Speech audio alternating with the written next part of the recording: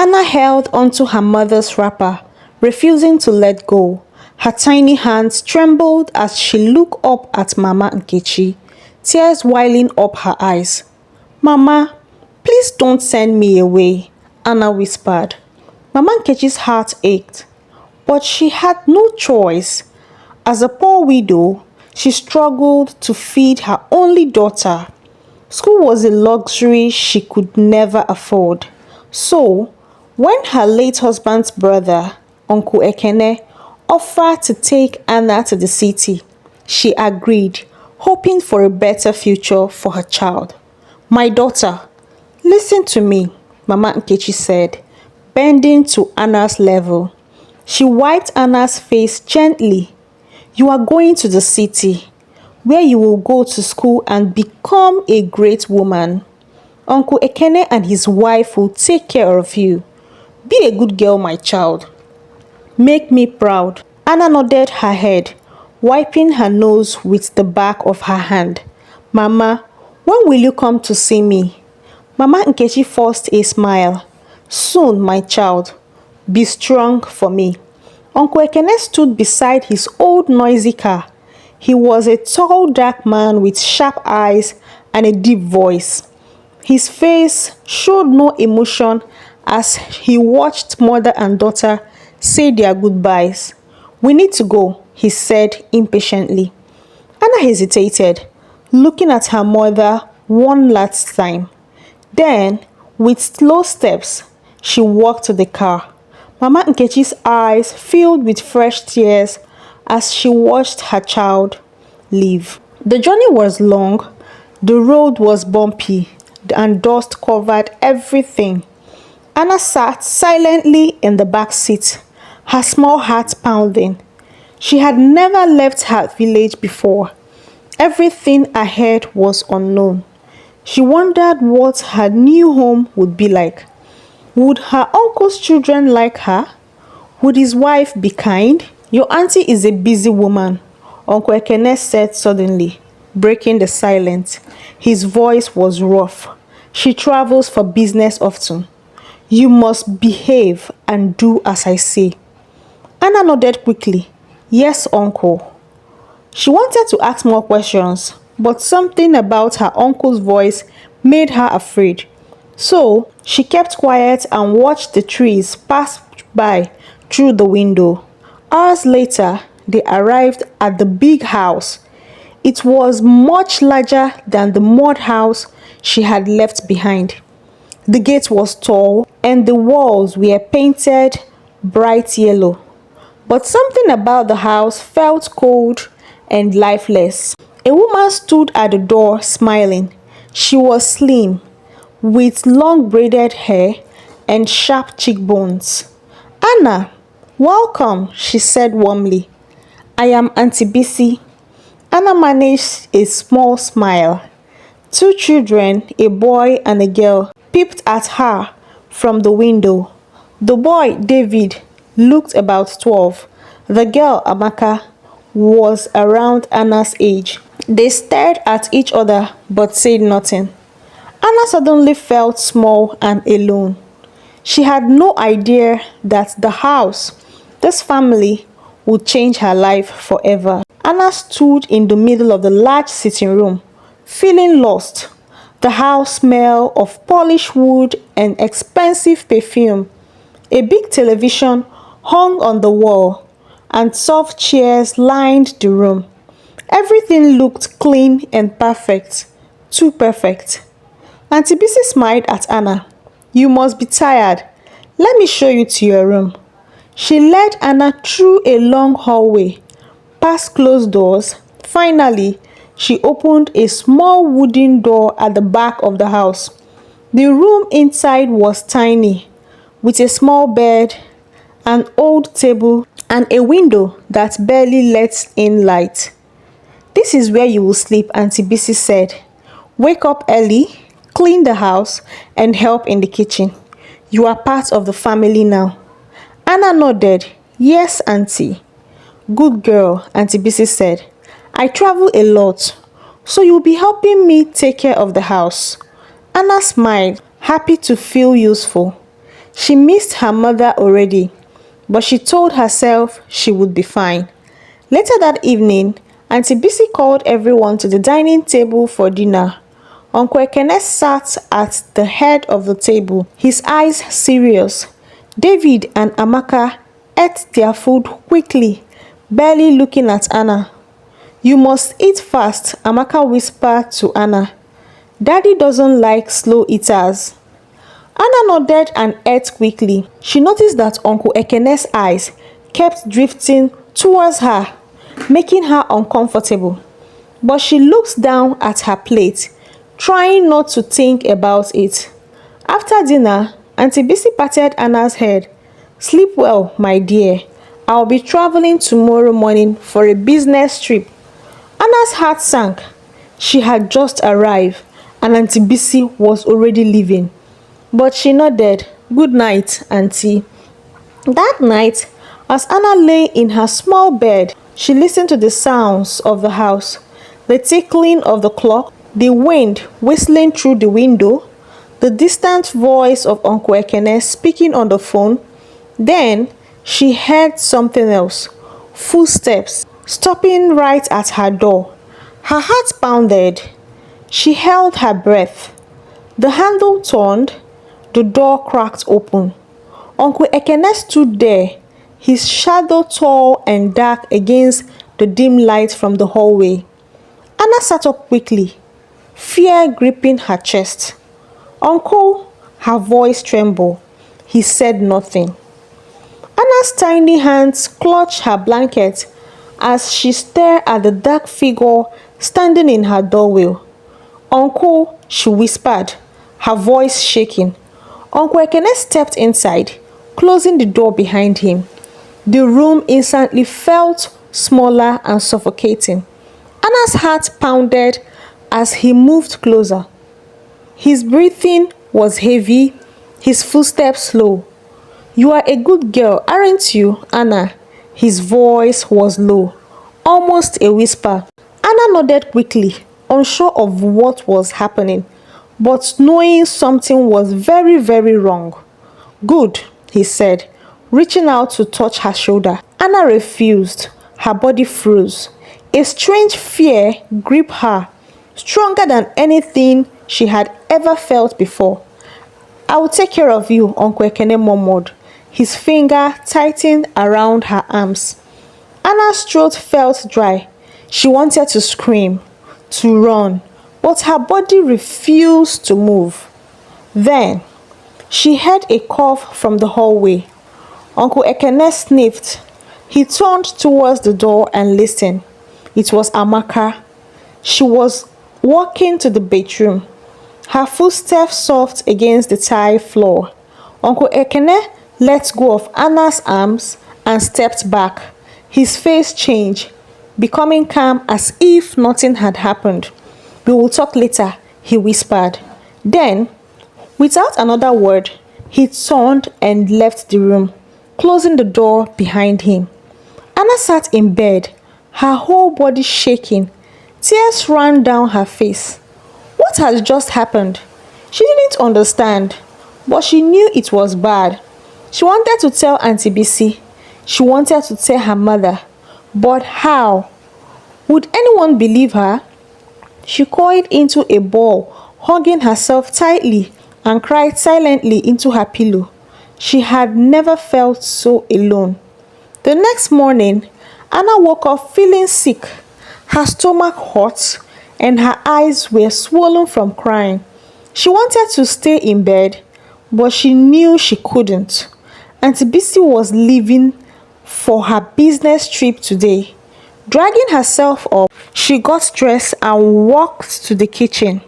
Auntie Bisi was packing her bags. "Anna, make sure you help with the house chores," she said, smiling, "and take care of the children." Anna forced a nod. "Yes, Auntie." A part of her wanted to grab Auntie Bisi's hand and beg her to stay, but the words refused to come out. Minute later, Auntie Bisi left, and Anna was alone with Uncle Ekene. David and Amaka played outside while Anna cleaned the house. She scrubbed the floor, washed the dishes, and folded clothes. Every time she heard Uncle Ekene's footstep, her heart raced. She tried to stay away from him, but the house wasn't big enough to hide. In the afternoon, while she was washing the plates, he walked into the kitchen. "Anna," he called. She froze. He walked closer and leaned against the counter, watching her. "You will not tell anyone about last night, right?" Anna swallowed hard. "No, uncle." He smiled. "Good girl." Then he left. Anna's heart trembled as she continued washing the plate. She knew this was only the beginning, and she had nowhere to run. Days passed slowly like shadows in Anna's new life. Each morning, she woke up with fear sitting in her chest like a stone. Each night, she went to bed praying she would not hear Uncle Ekene's footsteps again. But the footsteps always came, and so did the whispers. He would sneak into her room when the house was quiet. He always spoke softly, like a caring uncle, but Anna could see the evil behind his eyes. He would touch her arms, her hair, and whisper lies that confused her young mind. "If you tell anyone, no one will believe you," he said one night. "They will blame you." Anna didn't understand what she did wrong. Was she bad? Was it her fault? Every day, she wore a fake smile. She laughed when Amaka made jokes, helped David with his homework, and swept the compound. But inside, her heart was broken. She missed her mother. She wanted to hear her voice, to feel her warm hug. But there was no phone. No one visited, and she had no way of writing to her. One evening, while Anna was cleaning the backyard, Amaka came close and sat beside her. "You don't laugh anymore," Amaka said. "Are you sad?" Anna looked at her and tried to smile.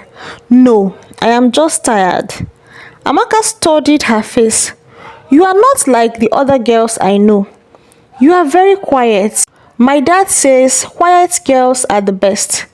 Anna's smile disappeared. "What else does he say?" she asked slowly. Amaka shrugged.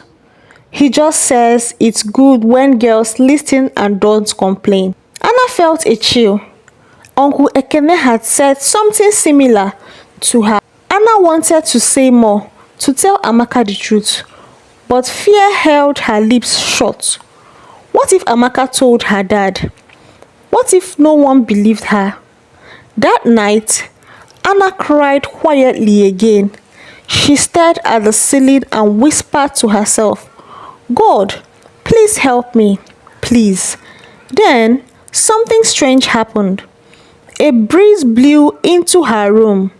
Even though the window was shut, the curtain lifted softly, like an invisible hand had touched it. Anna sat up, afraid. "Who's there?" she whispered. But there was no answer, only silence. Still, something inside her chest felt different, like hope.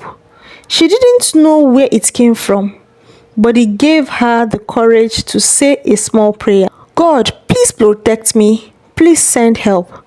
Then she closed her eyes and drifted into sleep. One early morning, 3 weeks after Anna had come to live with them, the sound of a car horn woke the entire house. Anna rushed to the window and saw Auntie Bisi stepping out of the taxi, dragging her travel bags. Relief filled Anna's chest like cold water on a hot day. Auntie Bisi was back. She ran to open the door. "Good morning, Auntie," she shouted. Bisi smiled. "Good morning, Anna. You have grown thinner. Are they feeding you well?" Anna nodded quickly. "Yes, Auntie." David and Amaka ran to hug their mother, and Uncle Ekene came out with his usual smile. "Welcome, my dear. We missed you." Anna watched them closely. His voice was soft, but she knew his heart was not.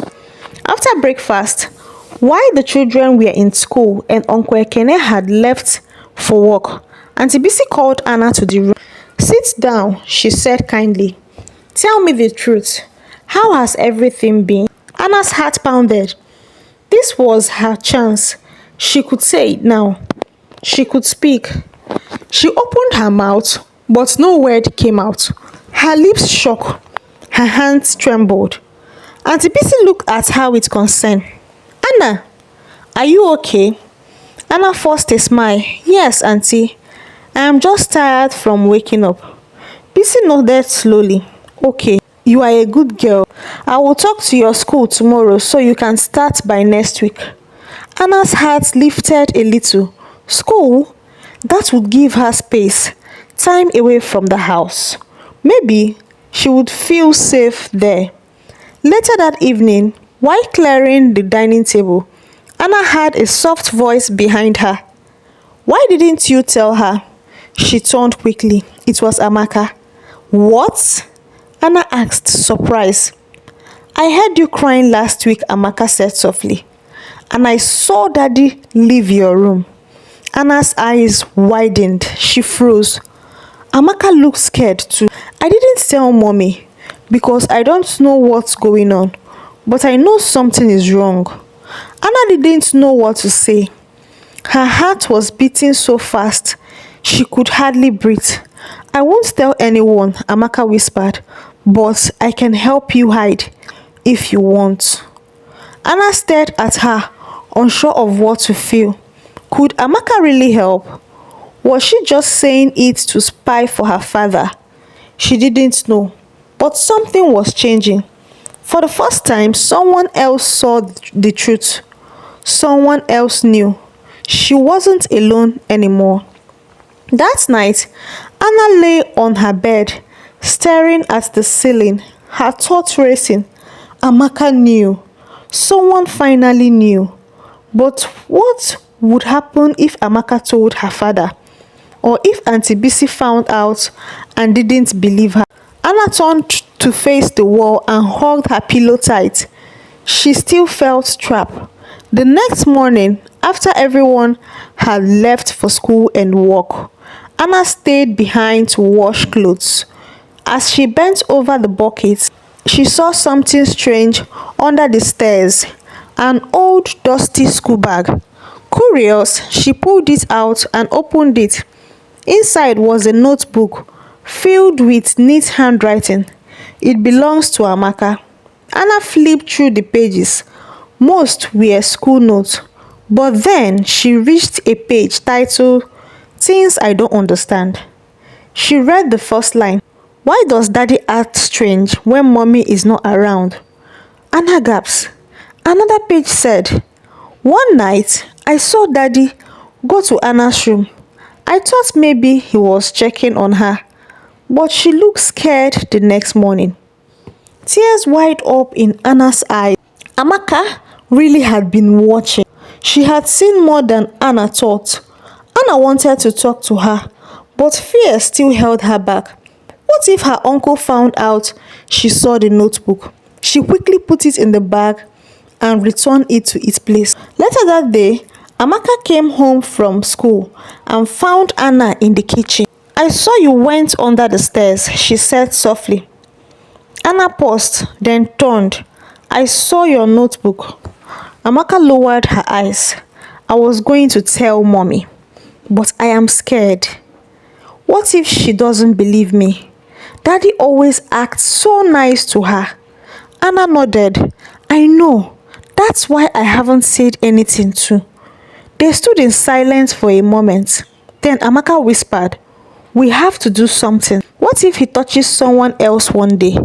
Anna felt goosebumps rise on her skin. Amaka reached into her pocket and pulled out a small phone. I stole this from Mommy's drawer. It still works. Let's record him the next time he comes into your room. Anna's hands trembled. The idea was scary, but it also gave her hope. If they had proof, maybe someone would believe them. Maybe her mother would come for her. Maybe, just maybe, this nightmare would end. She took a deep breath and nodded. Okay, she whispered, let's do it. In that moment, Anna wasn't just a scared little girl anymore. She was ready to fight.